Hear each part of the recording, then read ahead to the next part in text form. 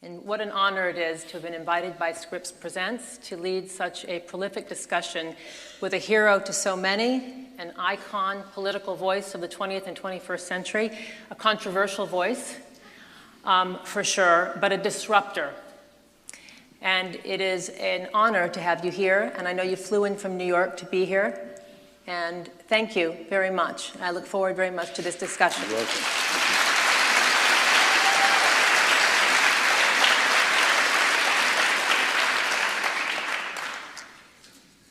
The documentary title of your career and your life is The Unreasonable Man.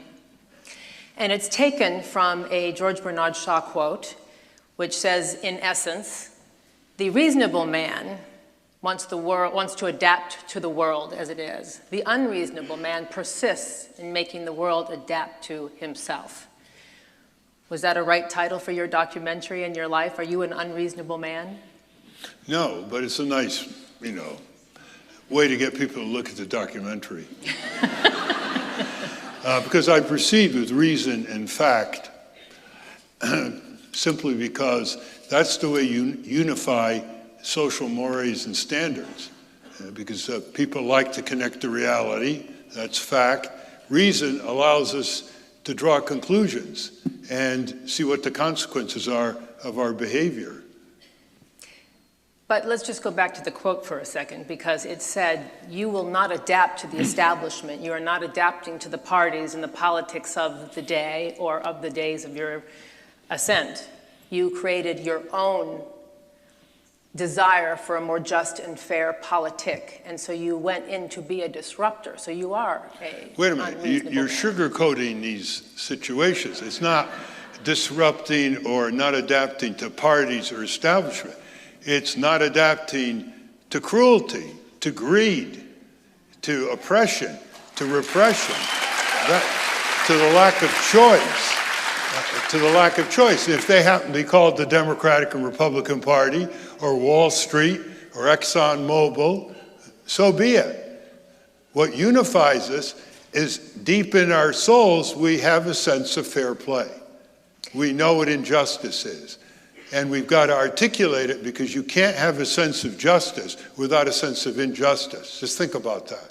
If you do not grow up to have a factual base for injustice, you will not be able to advance justice.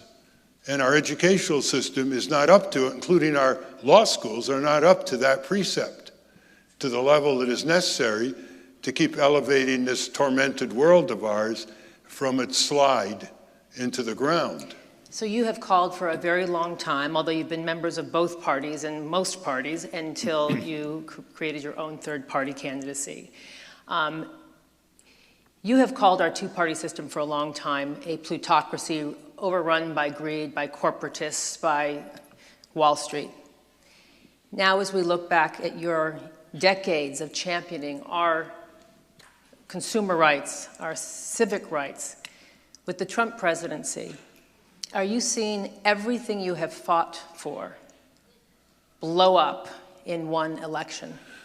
Well, I didn't think it was going to happen that fast, but in 1 month, he has demonstrated, camouflaged by his braggadocio, his personal attacks, his falsifications. Those are distractions. The playbook is becoming clear, and that is to bring into control of our government more than any time in our history the forces of big business, militarism, and racism. And you can see it with his nominations. It's in your face, American people. He wanted to put an anti-labor person in charge as Secretary of Labor.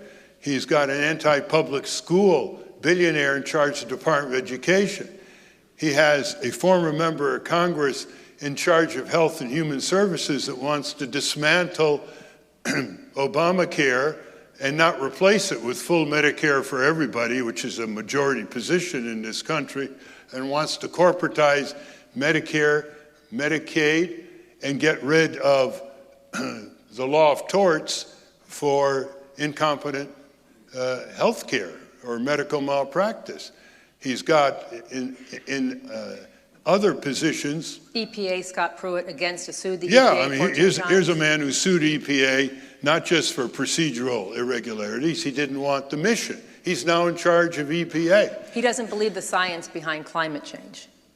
He doesn't believe anything about giving you the right to breathe clean air, clean water, safe food, and revel in nature as it's meant to be properly used for future generations. The guy's an ignoramus, and he is in charge. And so you have... So when you have... And let's not forget about the empire. Let's not forget about militarism. The verdict isn't in yet about the generals. They are smart. They may restrain some of his provocations and his easily bruised ego from people overseas who might criticize him, but they seem to want to pick a fight with Russia and Iran, and they seem to want to pivot to Asia. All these are new formulations of old empire. And so we have the ultimate showdown between our democratic society and the people of this country, and I'm talking left-right opposition to a lot of things that he's pushing. Conservative families want safe, clean air and water. They want decent schools. They want decent public transit. They want to be fairly treated in the marketplace. They bleed like liberal families. And I think this is a major showdown. There's no more pretense. There's no more camouflage. Big business, Washington has come to rule, Wall Street has come to rule Washington. Well, so this is our opportunity to see what our metal is made of. So you see this as an opportunity, not as a total and unequivocal meltdown? No, I think if we don't have a major terrorist attack, which can blot out everything and produce, in effect, a dictator and great contracts and stifling dissent, everything that happened after 9/11 was extremely antagonistic to our civil liberties and our civil rights and our freedom of speech, and just made things worse by the overreaction to 9/11 overseas. Look at the metastasizing of all these attacking groups around these countries. Short of that, I'm putting my bet on the people of this country who in just 1 month have shown that they're not going to take it. They're not going to take it. I want to continue on some of his choices just to get your take. Rex Tillerson, Exxon chief, now Secretary of State. How dangerous is this to have him in this position?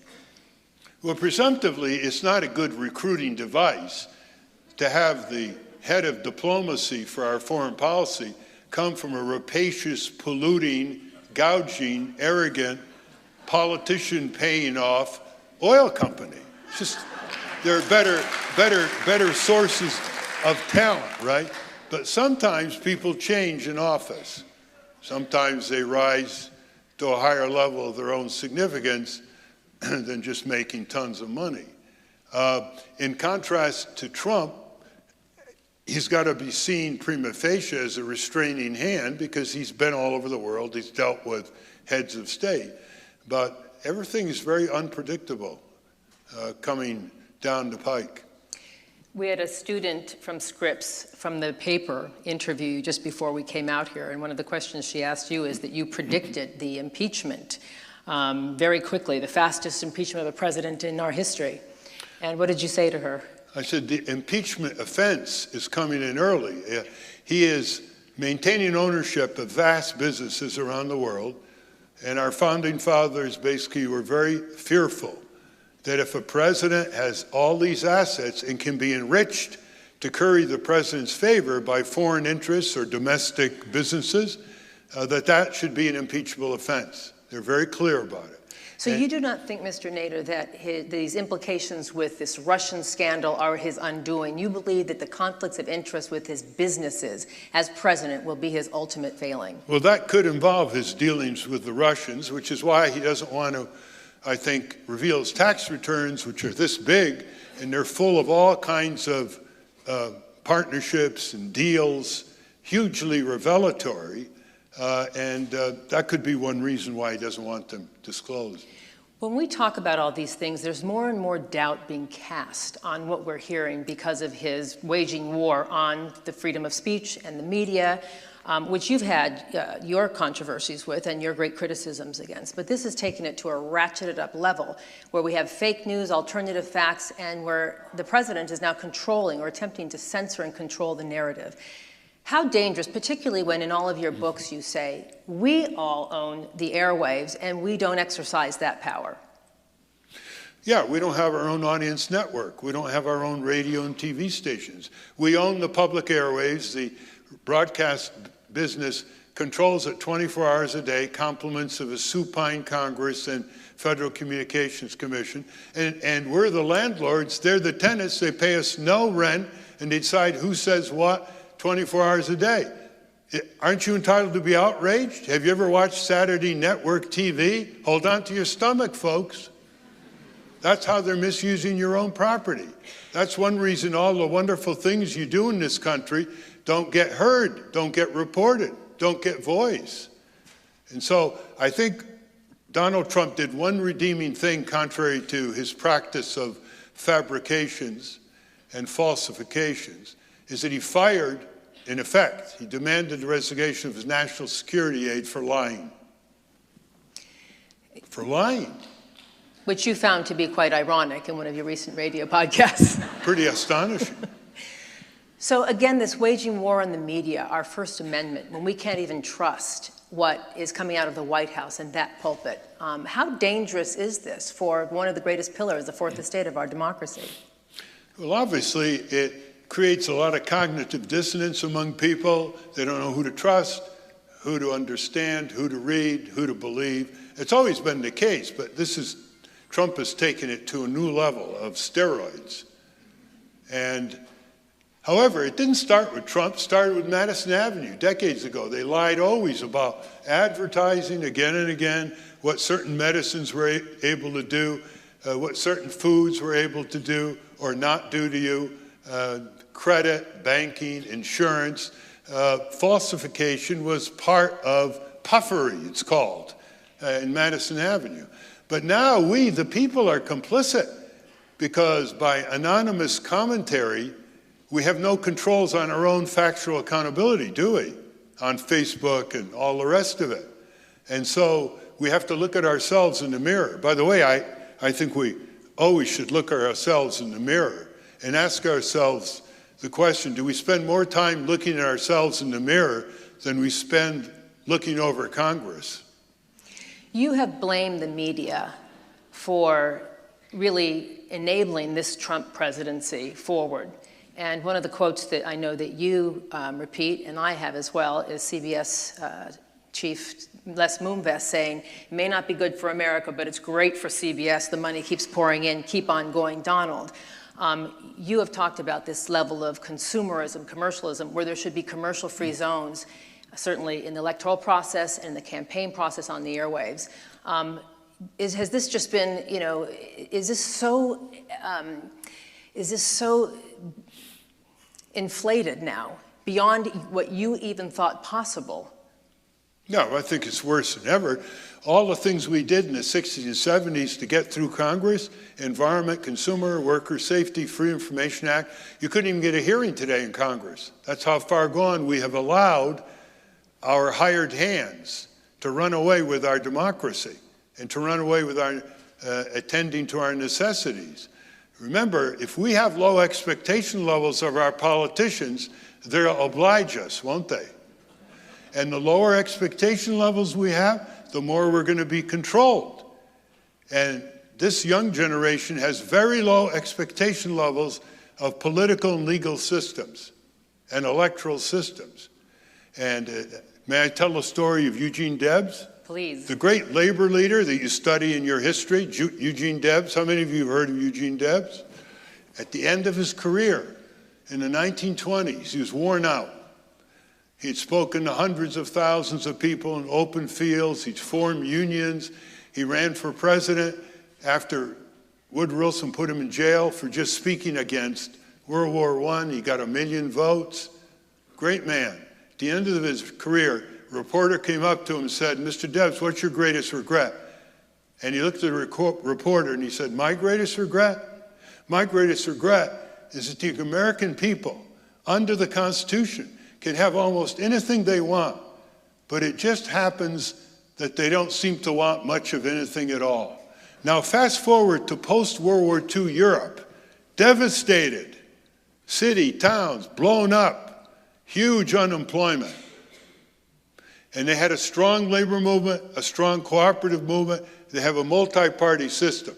And for 60 years, this is what they got for all their people, which we still do not have today in this country. For all their people, full health insurance, paid 4 to 7 weeks vacation, stronger labor law organizing, better public transit, tuition-free higher education, better pensions, and higher pay for the lower 1/3 working class in those countries, to name a few.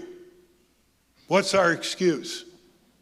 We allowed ourselves to be manipulated so that we thought the only thing we should get out of our working life is salary and wages, stuck at a low minimum wage, and not a high return for our taxes. But in Europe, they got more for their taxes. They got tuition-free education. They got universal health care. They got decent parks. They got support for the arts. They got better public transit. See what expectation levels? That's what we ought to self-analyze ourselves. Why are expectation levels so low when we allow corporate power to shoot their expectations to the sky in terms of their enriching themselves and stripping their own shareholders of any voice? A major contradiction of Rule 1 in capitalism. You do not allow your owners to be powerless. Well, you have talked a lot and written a lot in your books about political and justice fatigue, and you say this is a cop-out, but that voters have grown so dismayed with the political choices of, worse and then more worse, and they don't want any part of this corrupt system of politics. And you said that's a cop-out. It's a total cop-out. Unless you have a disability or you're otherwise totally preoccupied with ailments in your family and trying to make ends meet with daycare, and you know the story.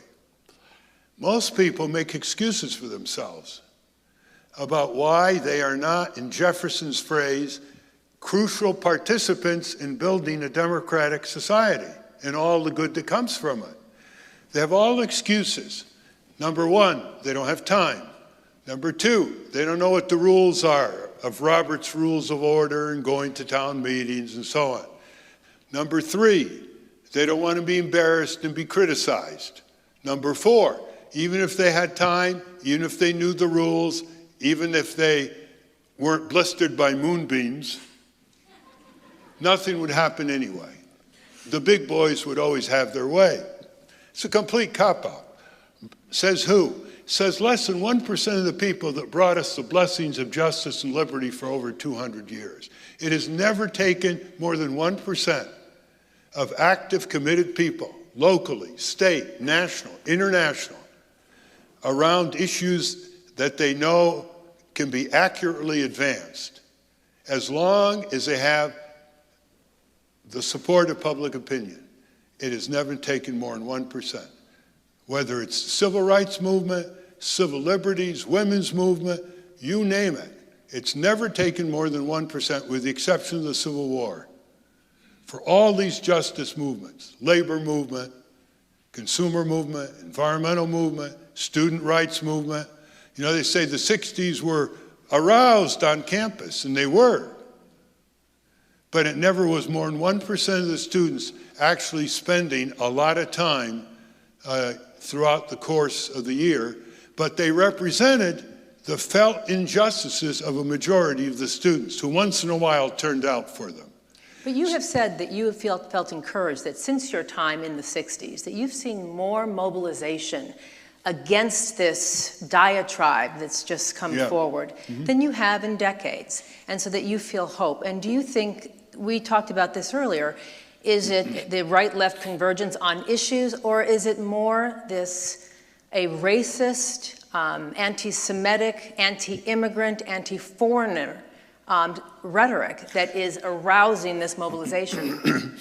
Yeah, but that's okay. I mean, to be provoked by racism, anti-Semitism, not just against Jews, but against Arabs, that's the other anti-Semitism. Blocking all refugees from Syria by Trump. If you ever did that to Israel, he'd be impeached yesterday.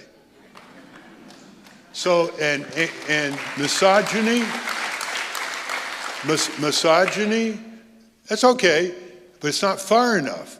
People tend to fight each other when they're desperate, when they're sinking economically. They'll blame the people, underneath them on the economic ladder. The corporations have planned everything they can plan in our country. They strategically plan. That's what they do. These are the big corporations, not small business. They strategically plan our elections, money, candidates. They strategically plan our government. They put their own people in high positions. They strategically plan our food, junk food. They plan our environment, deciding how much pollution they're going to emit if the law doesn't chase them. They strategically plan commercializing childhood, circumventing parental authority, direct marketing, junk food, violent programming, and making it interactive. What kind of society lets them get away with that kind of electronic child molestation? They're completely planning our genetic inheritance. They're planning our tax system. They've planned our retirement pension system, converting it from a set check every month to this 401k. Isn't it time that we planned our own future? They planned the military budget. They planned the allocation of our tax dollars.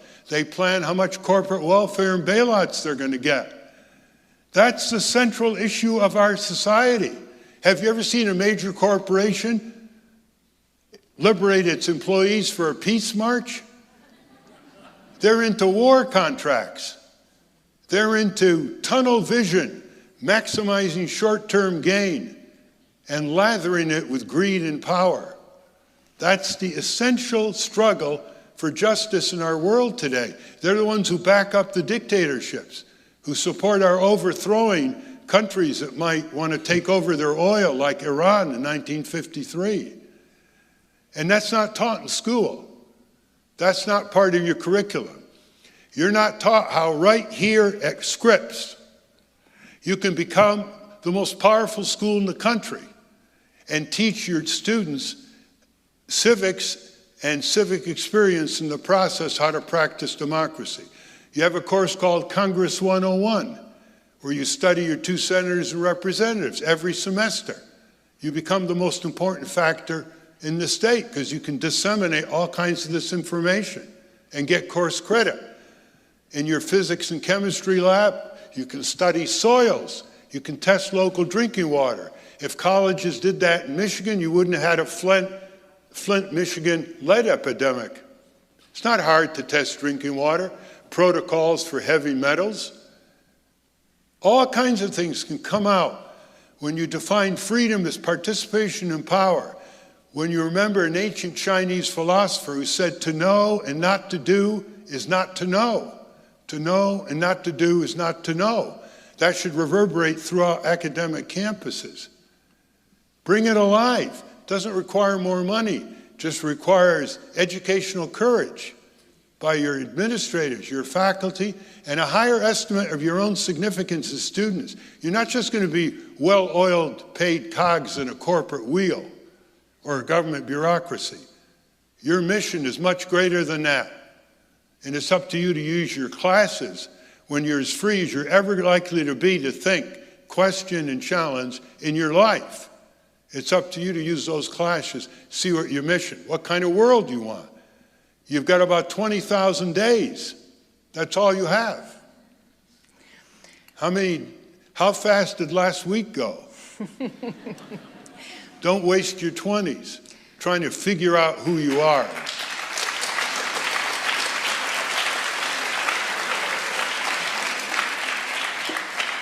There's the Muslim ban, there's the wall, all this anti-immigrant sentiment, and I had asked you, what do you if anything, do you think is a good thing that has come out of the first 100 days of the Trump administration? And we talked about, when asked about Putin and his atrocities, Mr. Trump, President Trump, responded by saying, "And you think the U.S. is so innocent." What do you make of that response? That was the most candid, smart response he's ever made. Maybe it took Bill O'Reilly to provoke him. No other president has admitted that, which is that in our wars, we've set records, apart from the Nazis. We've set records for killing civilians. Let's face it, empire kills civilians. It starves them, it oppresses them, it blows them up. We blew up Hiroshima and Nagasaki deliberately, quote, to terrorize the population. They were bombs aimed at schools and residential areas, just like firebombing by the U.S. and Britain of Dresden, 70,000 incinerated in one night, 100,000 incinerated in Tokyo in one night. Now, they would have done the same to us, but when we engaged in that criminal invasion of Iraq, which was unconstitutional, violation of federal laws, violation of international law by George W. Bush and Cheney, we blew apart that society. We killed over 1 million Iraqis, 5 million out of 25 million refugees. It was so extensive it could only be called sociocide. Starvation, disease, a functioning society that was done into the ground by the despot who never threatened us. So we're going to go around overthrowing despots. Then, as Colin Powell once said, you invaded Iraq, you own it, which means we were responsible for law and order, protection of civilian life, maintaining critical public facilities, which we did not do. Another violation of international law. So let's look at ourselves in the mirror. Who has overthrown more regimes since World War II? Number one, USA. Who has interfered in more elections to this day, including Russia? The USA. So we're getting a little bit of our own medicine from Putin and some emails. What a horror.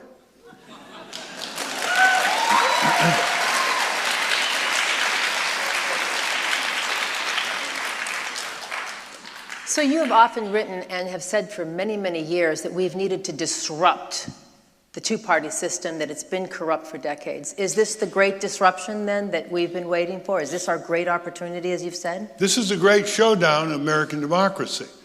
There's no more camouflage, no more pretense, no more slogans.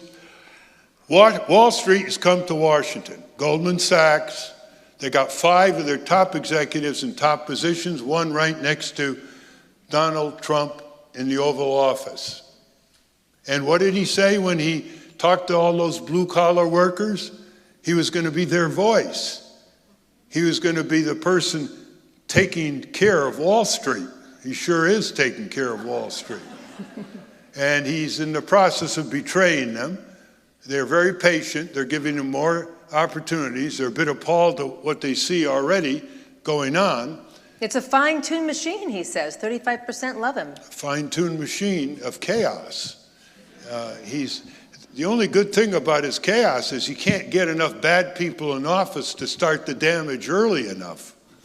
He's going to have to face the civil servant, which has a sense of what's lawful, and they know how to resist.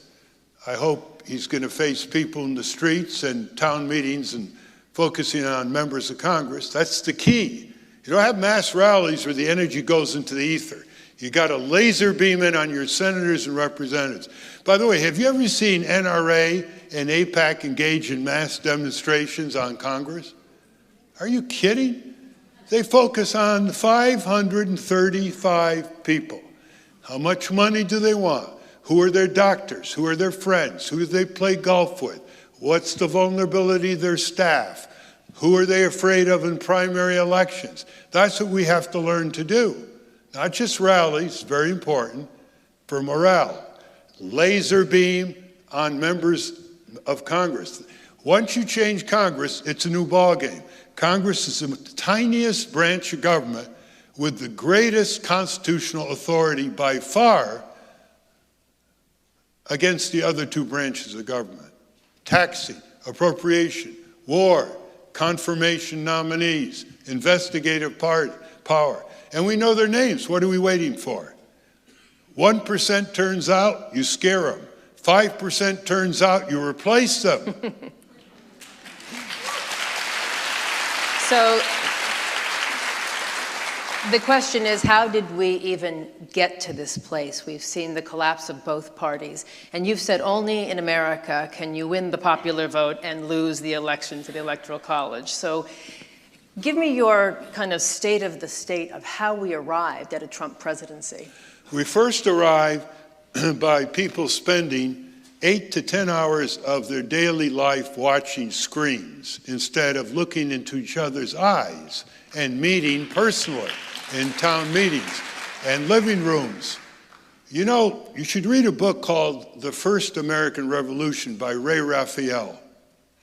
It started a year before Lexington and Concord in western and central Massachusetts. It started with the farmers. When King George passed a law that replaced their judges and their sheriffs, they decided they were going to mobilize, and they would turn out 500 to 1,000 farmers and surround the Tories in their community and demand they repent, totally nonviolent. They'd surround the homes, and they'd have a pathway, and they would say, you repent, or we will shun you. We will boycott the courts. We will not do business with you. Can you imagine a turnout like that today, proportionate to the population? They shame us. Half of democracy is showing up. How many of you have desperately called people who agree with you? Please, can you come to this rally? Will you please take this petition board and get signatures for a referendum? Will you please come out and vote for this candidate? You have to beg them to save themselves. Back in my hometown, we pass out $2 bills. Have you ever seen the picture on the $2 bill? It's a picture of the men who came together on July 4th, 1776, to sign the Declaration of Independence. I know what the politically correct characterization, bunch of white males, slave owners, merchants, yuck. They thought they were signing their death warrant by King George III, the most powerful military on earth. And they brought certain rights to the forefront, however hypocritical their personal enslavers might be. And they did it because they showed up. And it's time we show up. Students have shown up less to convocations like this than any students in the last 40 years all over the country. There are great civic activists who no longer go to campus, who no longer can get an audience, unless they happen to be a residual celebrity. You can make them stronger just by showing up. And when you show up, you see the potential of your own leadership. What's happening with all these rallies, they're not orchestrated. They're creating their own leaders. And that's what you have to do in your generation. You've got to create your own leaders. And I don't mean just political leaders. Leaders in literature, leaders in art, leaders in community organizing, leaders in running for office. Democracy is a many-splendored demand on human talents. And you should be happy that you still live in a country that allows you to do that without sending you to jail. But the time is running out, and don't wear out your luck. Ms.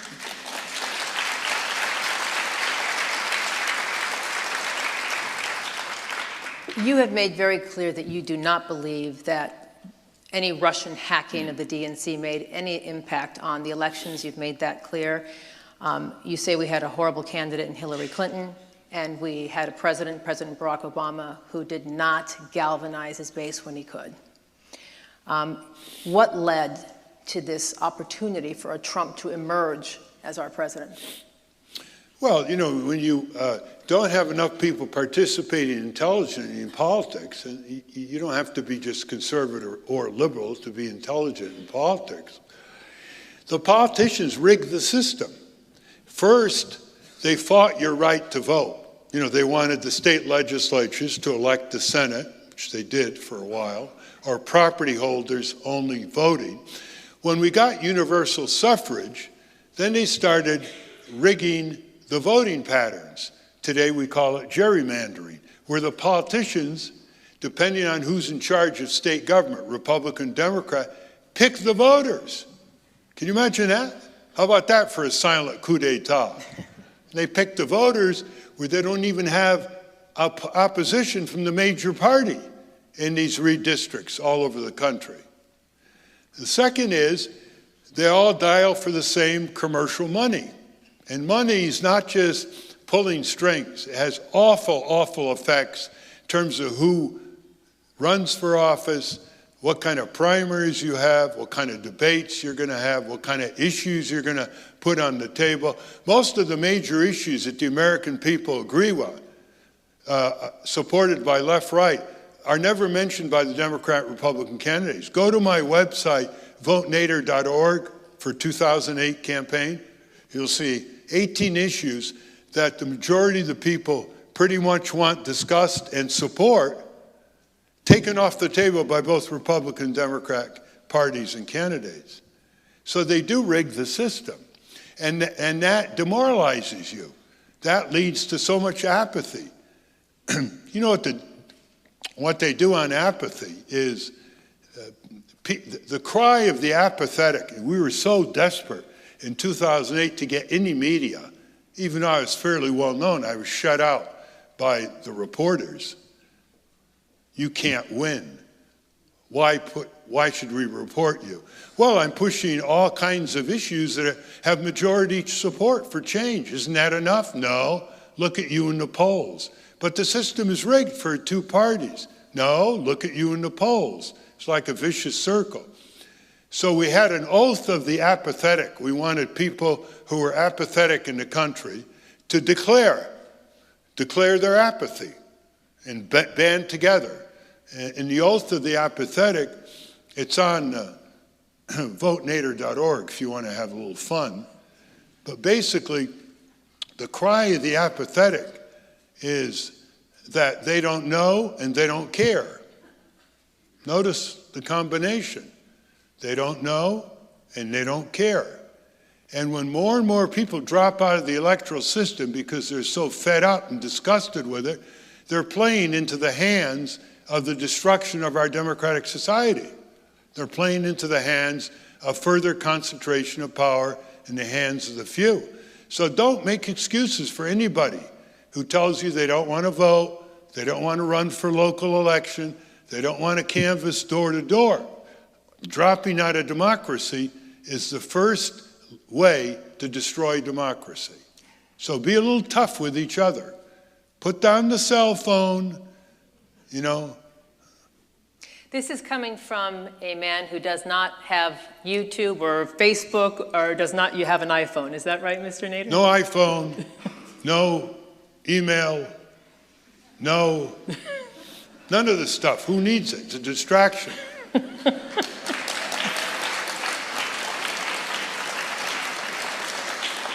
I mean, there are teenagers today who send 600 text messages a day. What's the urgency?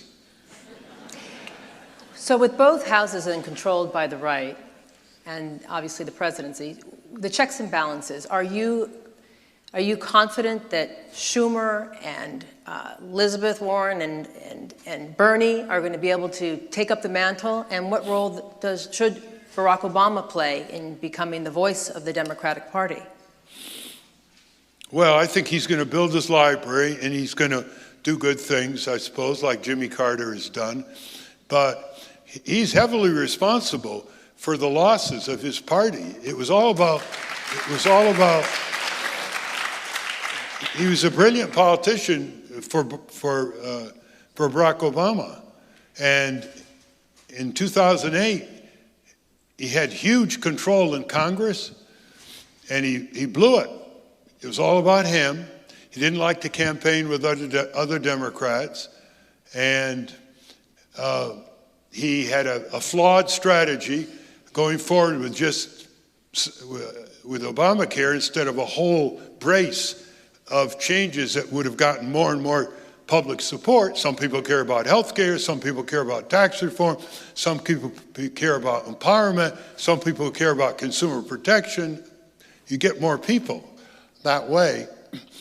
And then, of course, the losses at the state legislature level and in the governor, the Republicans dominate everything. The worst Republican party in history.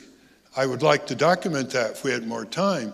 The worst Republican Party in history controls our state and national government. That is the extent of the default of the corporate indentured, myopic Democratic Party.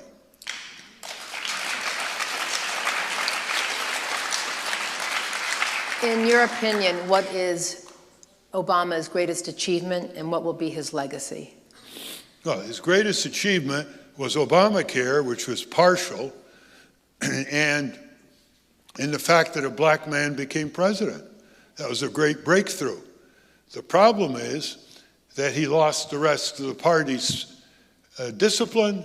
He was not willing to do what was necessary in those 2 critical years, which we had overwhelming control of the House and Senate, and he blew it. And that's going to be his tragedy. Very smart, very articulate, but I think if you look back, it was a lack of gumption when he had control of the Congress. You got to go for it. You don't get second chances in politics. Not when you have unscrupulous corporate money with an unscrupulous Republican Party undermining you at all levels. But remember, for 2 years, he had great majorities in the House and Senate, and he blew it. He didn't even get a minimum wage. He didn't even put a minimum wage up, something that could have lifted the wages of 30 million people, many of whom ended up turning Republican and voting for Donald Trump. Did you meet with President Obama during his 8 years? He wouldn't meet with me. I met him once as a senator. He walked into Harry Reid's office, the Democratic majority leader of the Senate, and we had something in common. He spent a few months with the New York Public Interest Research Group, which I started. And I remember he gave me a funny look when he went into the office, just happened to meet him. And I said, let's get together. And he said, yeah. And we called for months, and he never had time. And it turned out he didn't want to know what I had to say. And what I had to say was that he had to take on corporate power. If he didn't take on Wall Street was going to own him, and money was going to own him. He went 500 times out of town to raise money in 8 years as president. 500 times to fat cat fundraisers. That's not the best use of his time. He should have gone out to rally the country around a broader agenda when he had a majority in Congress, that priceless 2 years, 2009 and 2010. But he would never meet. He was not interested in meeting with any critics from a progressive angle. That's true for a lot of Democrats too, by the way. How about Hillary Clinton? Even worse.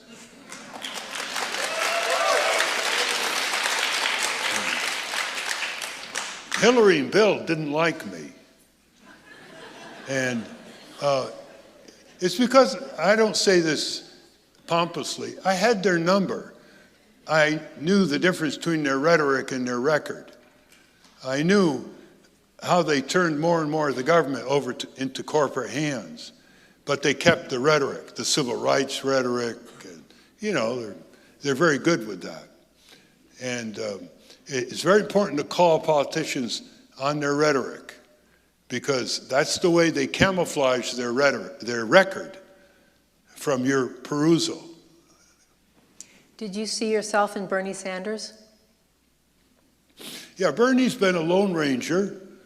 I've known him from before he was mayor of Burlington, and he doesn't like to be told how to be more progressive.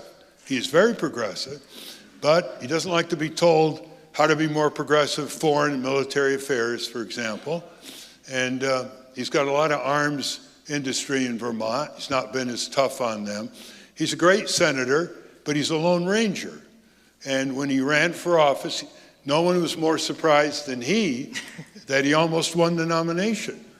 And I think he would have won it if it wasn't rigged, not just in the primaries, not just in the primaries, but the fact that she locked up most of the non-voting delegates, like her members of Congress. 20% were non-voting delegates. That's a huge handicap for Bernie to overcome. But I think if he was given a fair treatment in Iowa, Nevada, and he won New Hampshire, it might have been a different race. Make no mistake about it, he's a wonderful pro-labor, pro-consumer, pro-peace member of the Senate. But he's got his own set ways, and I've been trying to meet with him for 19 years to no avail, and I'm only a few blocks away. Would you have advised him to stay in and not try to influence the Clinton platform with his progressive agenda? I just think he influenced it verbally, and the Clintons are very good at verbal garbage. They'll tell you what you want to hear until they get you out of the way. And then they'll move in to further corporatize the government and the country. Remember, Clinton has pushed through NAFTA, WTO, TPP, tried to support, Obama with. He's the one who raised more money from Wall Street than any Democratic candidate ever in American history. He's the one who shorted the labor movement. He was very, very clever the way he did it. And one way you could expose him is what he wouldn't introduce in the Congress, who he wouldn't associate with, who he raised money from. He triangulated the Congress. He cut deals with Gingrich, which were horrible legislation, Agribusiness Accountability Act, Telecommunications Act, and so forth. So we have to say Bernie took it a long way, and he wasn't a registered Democrat. Remember that. And they could have drummed him out of the party. I think he settled for too little, and he could have waited a bit longer. But the Democrats are merciless toward people on the progressive side of their spectrum. In fact, one of their historic functions has been to neutralize, co-opt, or destroy the progressive wing of the Democratic Party. They've been very, very successful at that. We'll talk about your controversial 2000 run and the accusations you were a spoiler, et cetera. But I'd like to go back a bit and talk about a young Ralph Nader in Winsted, Connecticut, the son of a Lebanese father, an immigrant family, youngest of four. Yes. Where did you get your drive to push forward, fight for democracy, never wanted to marry? You always said you were married to the mission of advocating for citizen and consumer rights. Where did that come from? First, I had a lucky choice of parents. Because your father was very political. And my mother. They raised us to be significant citizens. They came over, as my father once told people in his restaurant, who would always say, Nader, you're always criticizing. Why don't you go back where you came from? He said, because when I sailed past the Statue of Liberty in 1912, I took it seriously. Do you? He always turned the question on them. Do you take it seriously enough to fight for it? Do you take it seriously enough to support progressive people running for election who might not be members of the two parties? Do you take it seriously enough to run yourself for local office? Do you take it seriously enough to know what happens to societies who don't take their civic duties seriously enough? They used to say in Nader's restaurant, for a dime, you got a cup of coffee and 10 minutes of political discussion. And I understand, too, at your dinner table, your father or mother would give you a question, a political question or a headline of the day to really talk about at the table with the family. Yeah, it's in the book, 17 Traditions. And they're just wonderful questions that got us thinking, sometimes dealing with local situations, local politics, national, international. My mother never read to us because she wanted to look in our eyes, and she always spoke stories to us, fables, historical events. She wanted to have us look at each other's eyes. So she never went like this, you know. So there would be no iPhones in your house if it were today, no? No, I guess my parents asked a lot of questions. They're very, very questioning. And because they came from the tyrannical Ottoman Empire, they really appreciated our democratic society to an extent where they felt they had to participate in it. And my father would say to us, "You'll lose your rights if you don't use your rights. You have to use your rights to keep your rights." I remember once we were in the backyard, it was a beautiful day, and my mother, she had such a wonderful way of educating us. She looked up and she said, "Look at the beautiful sun. How much is that worth in dollars? You hear the birds? What is the price in money of those birds singing? Isn't that a nice breeze? How much is that worth?" We know what she was getting at. He said, "Do you know the price of a pound of bananas?" Yeah, we knew the price. You know what she was getting at? That some of the most important things in life are priceless. Priceless. She wanted us to understand that, because that's what a lot of justice is all about. And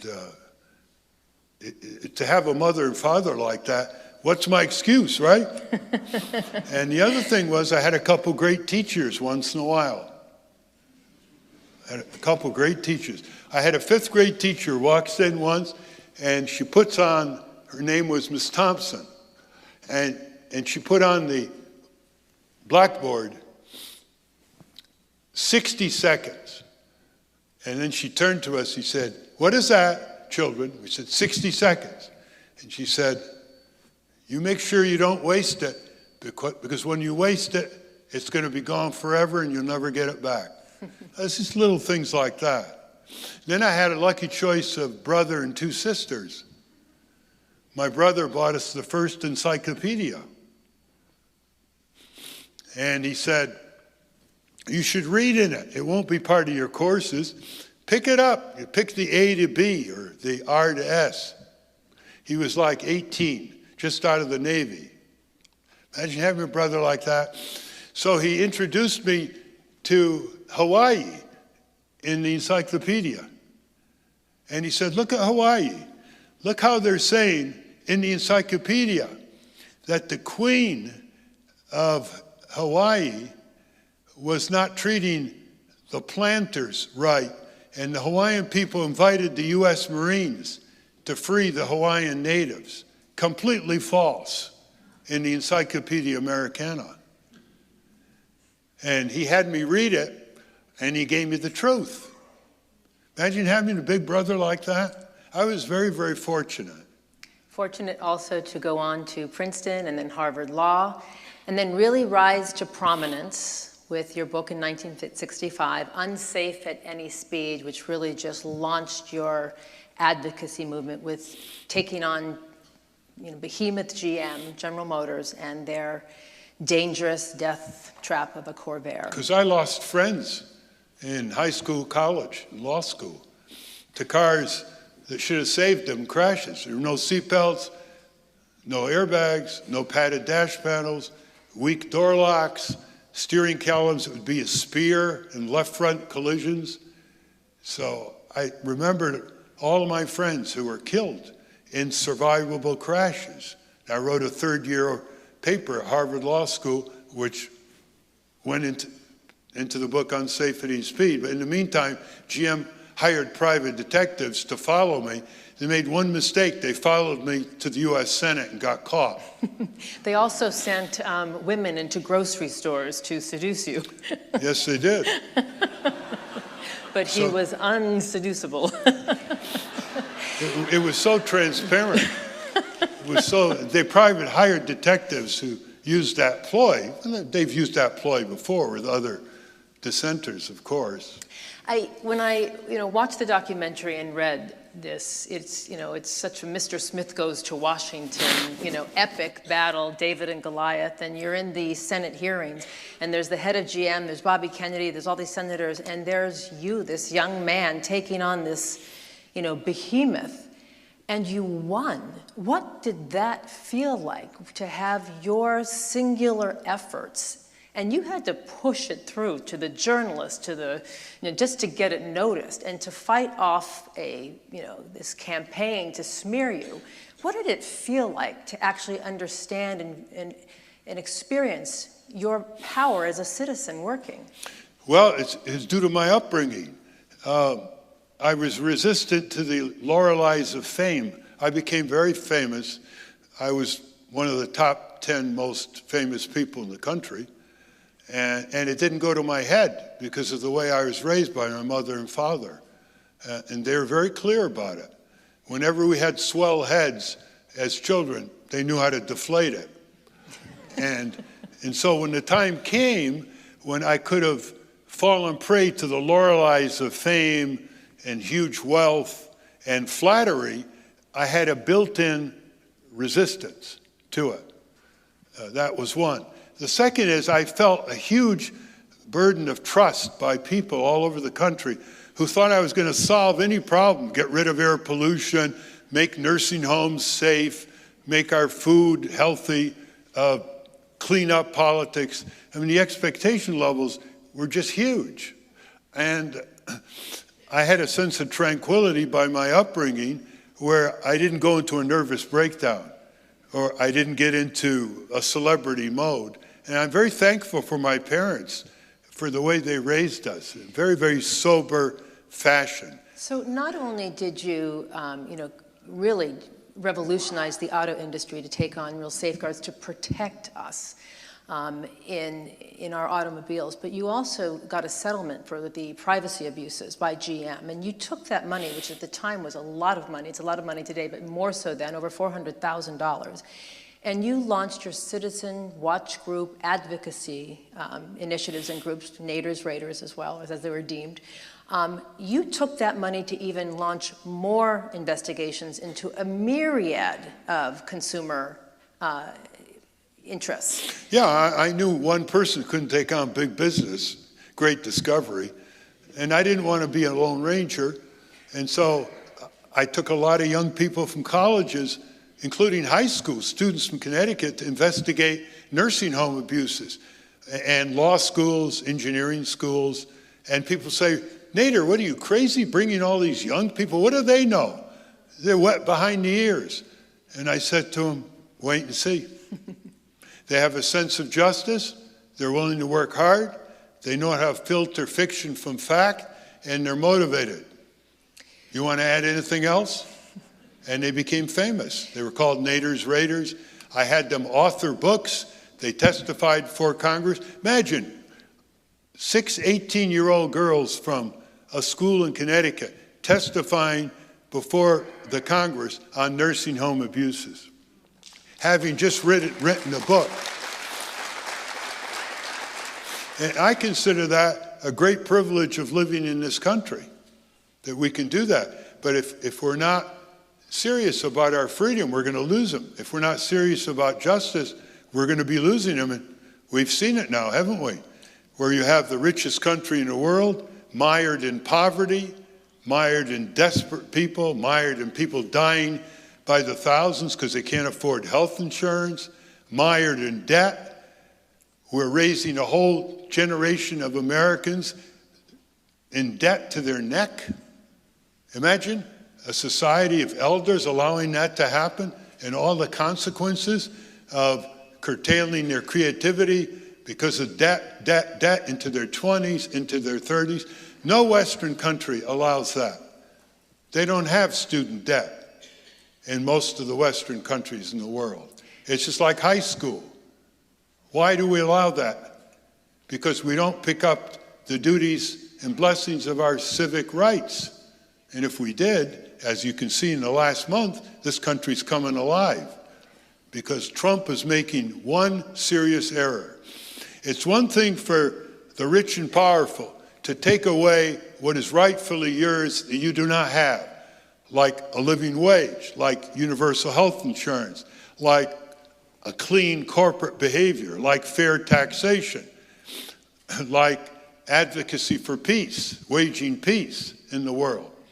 But what Trump's big mistake is, with his greedy corporate nominees, is he wants to take away what you now have. And that's rebellion in America, USA. That's the mistake they're making.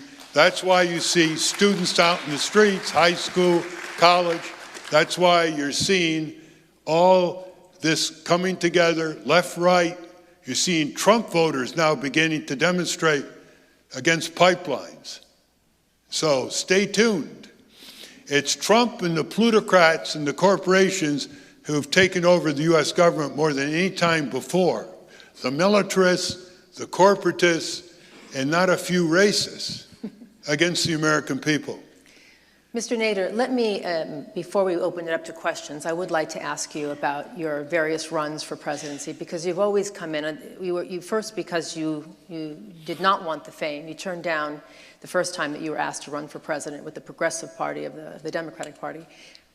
And then again, you ran either as a third-party candidate, a write-in, or the Green Party, and you always came in third.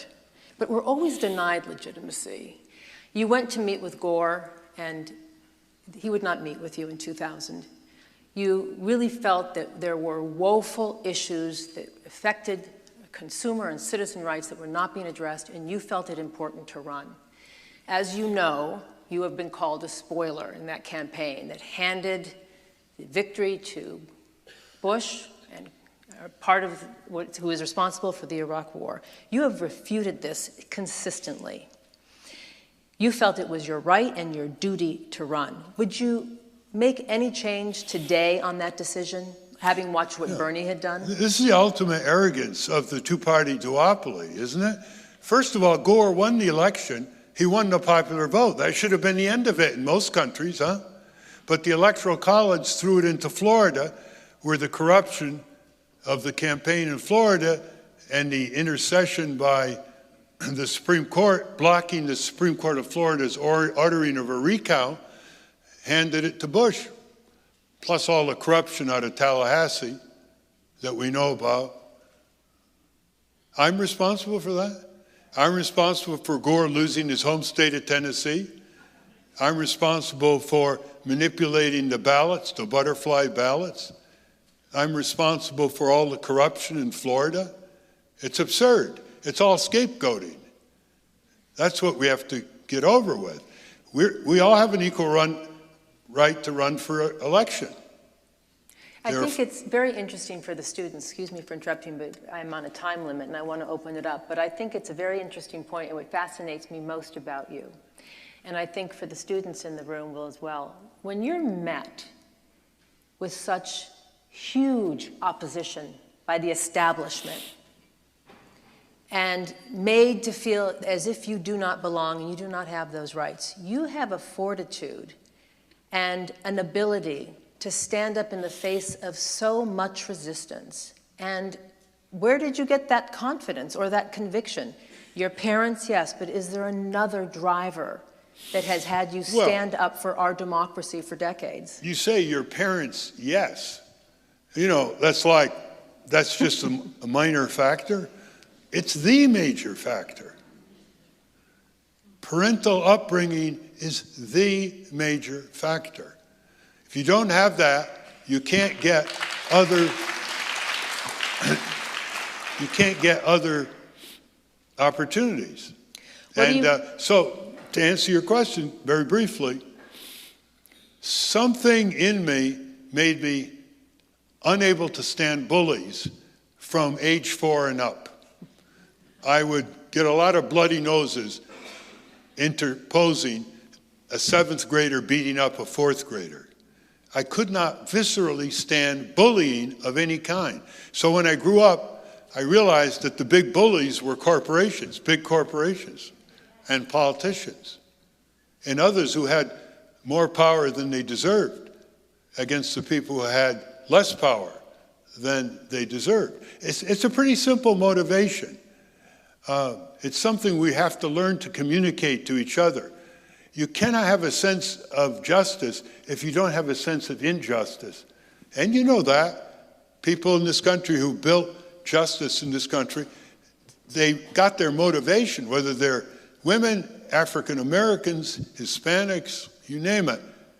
They got it because they developed a cultivated sense of injustice that gave them that motivation to persevere and to prevail against all kinds of opposition and depredations and brutality. So I don't want to sound like I'm lecturing, but we all have it within us. I've never met anybody without a sense of injustice. You just have to bring it to the surface, learn to control it, don't infect it with too much hubris and certainty, keep options open to revision, as Alfred North Whitehead once said, the great British mathematician, philosopher, and keep reading and keep thinking and have a higher estimate of your own significance in life. You got 15 to 20,000 days. Make the most of it. Mr. Ralph Nader.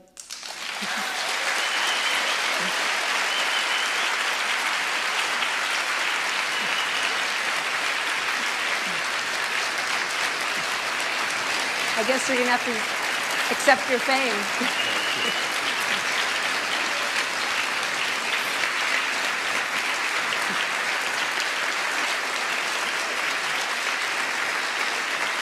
Thank you.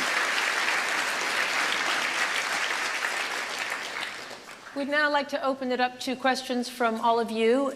If you please raise your hand, and we'll make sure a microphone gets to you. So, do we have any questions? Thank you for being here tonight, Mr. Nader. You're a great hero of mine, someone I've followed the political career of for a long time. It's a real honor to be able to speak to you finally. My question is about political strategy moving forward. I think there's a lot of confusion in the meetings that I've been to right now about what the best course of action is to effectively resist the Trump presidency. A lot of more traditional dyed-in-the-wool blue, capital D Democrats want to work within the party.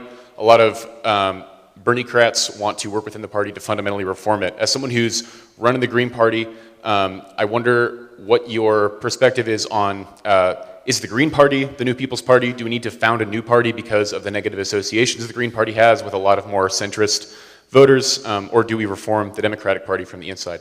Thank you. All of the above. I'm not one to foreclose options. To each his own. Some people can't stand to compromise their ideals and go into a Democrat or Republican party. Go for an independent candidate, go for a third party. Let many forces of justice be splendored. So I like more voices and choices. Number two, there are people who tend to be a bit, quote, practical, and they know it's a rigged two-party system. Winner take all, no multi-party voting, etc. So they want to work inside. And you see now churning movements inside the Democratic Party, often associated with Bernie Sanders' campaign. You're seeing groups that are just civic movements that now are, for example, providing a lot of these rallies and these demonstrations using the internet. So I'm for many flowers, erupting on the political landscape. Now, in terms of practical strategy, I think the Republican Party is going to overplay its hand in Congress and state legislatures, But it would be good if we had the Democratic Party forcing its hand. So there has to be a new generation inside the Democratic Party. The idea of Nancy Pelosi losing the House in 2010, 2012, 2014, 2016, and being reelected minority leader is a bit much. What's the price for failure? And she's suppressing a younger movement of Democrats to come to the forefront. As far as the strategy of the moment, I would put it on 535 men and women who are in the Congress and who want to be reelected. And the town meetings have to be full of people, left, right, conservative, liberal are bleeding the same way and in many, many different modalities of their daily life. They should unify, get over their differences, and connect with their similarities, which is why one of my books is called, deals with the left-right convergence. On most major issues, believe it or not, there's left-right convergence, but they're not highlighted by the two parties who thrive on a smaller number of left-right differences. I have 24 areas of convergence, left-right. They're very important. They deal with war and peace. They deal with workers. They deal with consumers. They deal with the environment. And we've got to have a left-right convergence, and then nothing can stop it in terms of political opposition. We'll get the country that we deserve. So I think there's a lot going on last month. Take advantage of it. When you get high school students pouring out of high schools in Chicago and New York, rallying for educational assistance and improving the educational budget and repairing their schools, that's a very good sign. And I think we're going to see more of that. It just takes 1% of the people who are really active, representing the majority opinion, to turn the tide almost anywhere. Just give me 1% of the people spending 200 to 300 hours a year and opening up full-time offices with 2 or 4 people in each congressional district, and there isn't anything that's unjust in this country that cannot be changed in any institutional sense, whether it's the war budget, whether it's corporate crime, whether it's rapacious banks, redlining areas, whether it's a corrupt healthcare system, you name it. Never takes more than 1% reflecting majority opinion. Also, in Breaking Through Power, there's a step-by-step guideline on how to organize in your community. So check it out. Are there any other questions? Please. As you said, you don't believe you are single-handedly responsible for Bush's 2000 victory. Do you think you played any role, however, in inhibiting Gore's victory? And also, do you see Bernie Sanders, Jill Stein, or Gary Johnson playing a similar role in the 2016 election? And what role, if any, do you think third parties can play in presidential elections? First of all, I don't think the word spoiler should be used in a democracy. It's a bigoted word by 2 major parties against anybody who challenges it. Second, there are studies that show actually that more people voted for Gore because they feared my candidacy than voted for me. For example, in a poll right after the election, turned out about 25% of the people who voted for me would have voted for Bush. 39% would have voted for Gore, and the rest would have stayed home. So this idea of scapegoating minority candidates is nothing more than a strategy by the 2 parties to entrench themselves and define dissent as unpatriotic. And we should be very careful that we should be very careful and note our history. The greatest movements for justice in our history, except for the GI Bill of Rights, started with third parties. The Liberty Party against slavery in 1840, the Women's Suffrage Party, the Farmer Labor Parties, you name it, all the way. They're the ones who put forth the changes and reforms. They're the ones who went to the ballot for them. They're the ones who threw it up against the 2-party entrenched candidates. And it took a while, but they broke through again and again.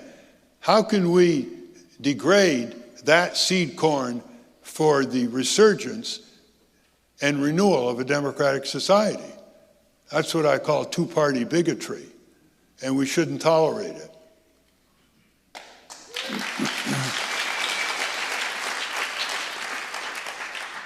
It's a pleasure listening to you today, Mr. Nader. I'm a very big fan. I actually wrote an essay about you last semester. Would you get a good grade? I did. I'm a student at Pomona College, which is right across the street, and I wanted to ask how you deal with the lack of government transparency, not just in Trump's administration with his lack of releasing of his own tax records, but also in previous administrations, whereas we wouldn't know of drone strikes that were occurring around countries, or we wouldn't know about the trade deal and how we can alleviate problems in the government if we are unaware of them. Well, of course, Trump has gotten away with not disclosing his tax records. Now, there's no legal requirement for that. You fill out forms and you meet certain requirements of the Federal Election Commission. However, he's made a big deal issue of his business prowess, of all the great deals, of all the people he's helped. And when you put your business career as part of arguing to become president in front of the voters, then you have to disclose the kinds of information in his tax returns. So you see, who are his partners? What deal did he cut overseas? How's he compromised himself? What kind of tax advantages has he taken? He finally had to admit he hardly paid any income tax. And unfortunately, he refused to do that. The press battered him, and some of his opponents chided him, but he got away with it. And it's very unfortunate, because I think if he disclosed it, he might have had political troubles in getting the nomination, because he's a guy known to cut corners. So I think in terms of the general tenor of the question, I don't like a society that's full of mea culpas, but there comes a point when we have to look at ourselves in the mirror and saying, how did we allow all this? Did we allow all this to happen before because we didn't provide third-party and independent candidate competition, national, state, local? Did we allow all this to happen because we were too preoccupied with our private lives to put forward our public lives as citizens? Do we allow all this to happen because we didn't do our homework about the candidates who were on the ballot, local, state, national?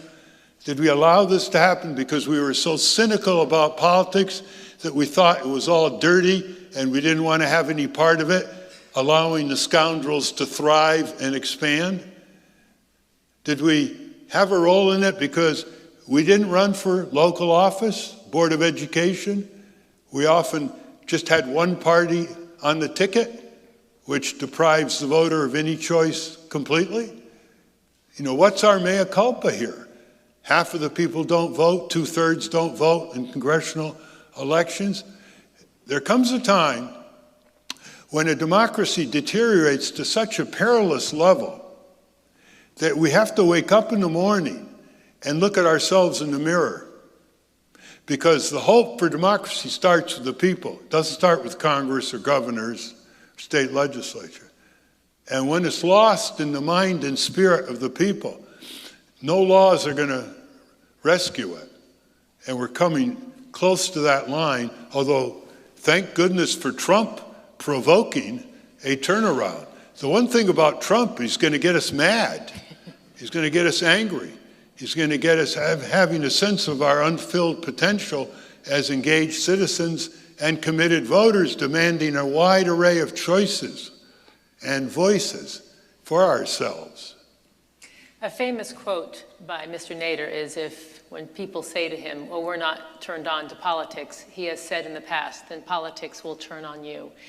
Before I leave you and we leave you, I think it's worth mentioning, and we couldn't be here long enough to really read the list, but But because of this man sitting beside me, we have mandatory seatbelts, airbags, the National Traffic and Motor Vehicle Safety Act, the Consumer Protection Act, Clean Water Act, Freedom of Information Act, Foreign Corrupt Practices Act, Whistleblower Act, and the list goes on and on and on.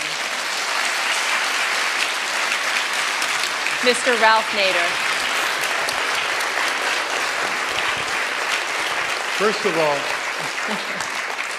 First of all, thank you. I couldn't have done it without you. Second of all, thank you. You all could have done it without me. Probably not true. Hey, if you want to extend all this, there are books out there. Reading is still very important to thinking. And how many of you have ever heard of CalPIRG, the California Public Institutions Group? Ask yourself why you're not part of it, if you're not. It's a student movement. We helped start in California in the 1970s. They have full-time staff. They've run statewide initiatives. They've done wonderful work. Sometimes the student gets course credit for that work. And there's no reason why Scripps cannot be a member of it, as well as at all the colleges in this area. It's civic action by the hand of the students organizing. It's learning by doing. It's learning how to practice democracy. It's applying knowledge to action. It's increasing the fiber and the rationale of your education in ways that will last the rest of your life. So consider calling your fellow students at CalPIRG and having them come and speak with you and see if you can join and become battlers for a democratic society and for justice, the great work of human beings on earth. Thank you. Thank you for all you've done.